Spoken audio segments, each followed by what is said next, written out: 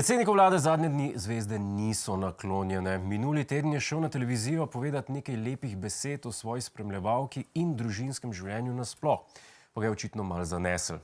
Ne vem, mogoče so bili oglasni bloki med oddajo predolgi ali pa so ga sam tiščali čevlji, ampak na koncu je izjavil, da morda sploh ne bomo videli reform, ki jih je obljubljal, če ljudem ne bodo všeč. Potem, ko je predsednik vlade Robert Golob dejal, da se mu nujna zdi le zdravstvena reforma, pri vseh ostalih pa dopušča možnost, da so šli korak predaleč, je opozicija prepričana, da letošnje leto obljubljenih reform ne bo prineslo. Ko so meni kot normirancu davke zvišali, me ni pa noben nič vprašal, če bo ljudem všeč ali ne. Ljudje smo načeloma proti spremembam, sploh če nas kaj stanejo. Ampak to še ni bilo vse. Finančnemu ministru je očital slabo komuniciranje o davčni reformi. Kaj da bi bili komu všeč davki, pa tudi če jih tako prijazno komuniciraš.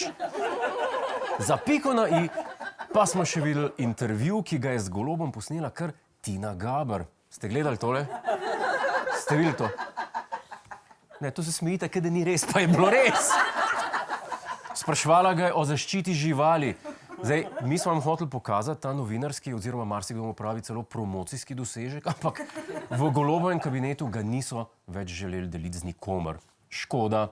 Dajmo pogledati, kaj vsega je vprašala poznavalka živali, gospodična Gaber. Spraševala ga je, tukaj imam vprašanja, kaj bomo naredili, da bo živalim v Sloveniji lepše, pa hotela se dotakniti klavnic, da je tam pač nadzor padel, kako bo z rejnimi živalmi odvzetimi v inšpekcijskih postopkih, pa če so živali en dober primer, da se lahko opozicija pa koalicija poenotita. Zdaj, ne boste verjeli, ampak to niso bila vprašanja, ki jih je želela zastaviti na začetku. Te je napisal PR oddelek, ker so bila vprašanja, ki sta jih pripravila skupaj s premierjem, malo preveč direktna, oziroma tako so ocenili na Ukomu.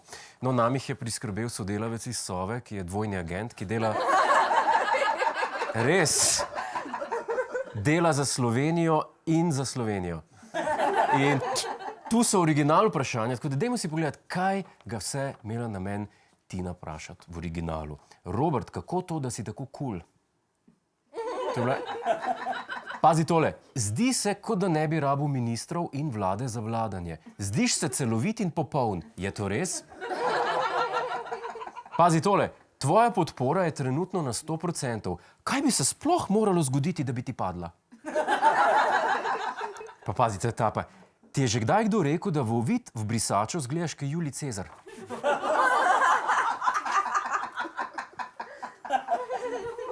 In če smo se kaj naučili od tega, je to nekaj, kar bi vam rad predstavil v eni ločeni rubriki, ker stvar je preveč dragocena, da bi jo vrgli tlele na pult, pa žrite, če čete.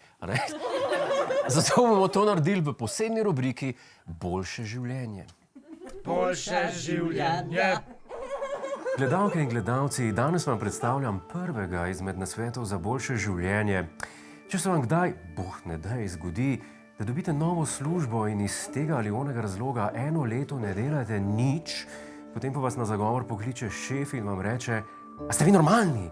No, tukaj je nasvet, kako se izvleči iz tovrstne godlje. Šefu recite sledeče. Spoštovani gospod šef, dovolite, da vam povem, da imam novo partnerko, s katero zdaj živim skupaj in ponovno uživam družinsko življenje. Dodajte še, rad imam tudi živali. Lahko tudi navržete, dragi šef, ostali uslužbenci nimajo pojma. Pripravljen sem prevzeti tudi njihovo delo. Če pa imate slučajno na strani še kaj odvečnega denarja, pa si privoščite še izlet v Kijev, tam pa se poskusite rokovati z Zelenskim. Edina potencialna slabost današnjega nasveta pa je ta, zna biti, da pri vašem šefu ne boste prišli skozi tako poceni, kot pridete, če je vaš šef volilno telo. Jaz upam, da smo se iz tega prispevka vsaj kaj naučili. Vsekakor pa je podvig tandema Gaber-Golob do dobra pretresel celo vladno koalicijo. Sicer pa neuradno dogajanja zadnje čase ne razumejo niti v gibanju Svoboda. Tu ne bi se že pogovarjali o morebitni jesenski zamenjavi Goloba. Koalicija ne bi to podprla že zaradi ohranjanja dobro plačanih poslanskih stolčkov. Nov stol? Nov stol? A je mogoče narejen iz mečev njegovih sovražnikov? Oziroma v Golobovem primeru iz kosti poslancev, ki jih je zrinil z parlamenta. Ali pa mogoče to stalo posledica tega, da se je Golob razhudil v pisarni, pa pokakal na njega. Čeprav še najbolj verjetna varianta je, da kot sončni kralj potrebuje še en prestol za sončno kraljico. Če vprašate mene. Kakorkoli, Robert Golob se je pred novinarji, ki so hoteli pojasnila, hitro umaknil na varno v Ukrajino. Ostali ministri pa so bili na milost in nemilost prepuščeni novinarski radovednosti. Gregorčičeva 25, nekaj pred 10, ko se je začela redna tedenska seja vlade. Nekateri skriti za zatemnjenimi stekli v avtomobilih, spet drugi peš in na telefonu. A delate to kdaj? To je sicer ok rešitev, ne? Samo morate imeti telefon na tih, ker vas lahko nekdo glih takrat pokliče. Pa je pa zoprno, ne? So se pa v vladnih strankah potem vendarle odločili pred kamere poslati svoje najpogumnejše može, tako rekoč 3 neustrašne revolveraše. The good, the bad, the ugly, dobri umazani zli. Če ne bi,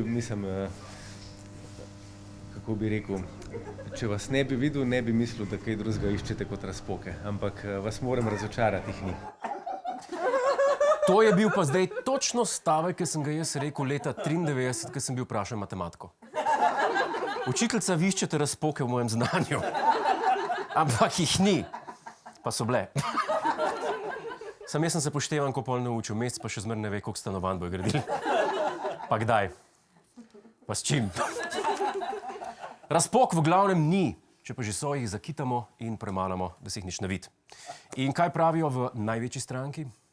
Kar se tiče poslanske skupine Svoboda, gospodu Loredanu, pa tudi, da vam prehranim naslednje vprašanje, tudi Klemenu Boštjančiču polno zaupamo. Da vam odgovorim še 5 vprašanj. V glavnem, ta človek je faca od politika. On razume, da se novinarjem zmer mudi in da nimajo časa in jim tako odgovori na vprašanja, ki jih še niso zastavili. Ampak vemo, kako je z zaupanjem v politiki. V ponedeljek nekomu brezpogojno zaupaš, v petek pa ti ta isti odstopi iz osebnih razlogov. In še razlaga najbolj izkušenega od 3 koalicijskih junakov. Glejte, pri vseh teh naporih, ki jih ima ta vlada in verjetno tudi prejšnje, je normalno, da kdaj pride do mogoče različnih pogledov, ampak verjamem, da z enim dobrim pogovorom, mogoče za zaprtimi vrati se da marsikatero težavo preskočiti. Čakaj mal. Samo mal. Zdaj nas pa zanima, kaj se dogaja za zaprtimi vrati. Po moje...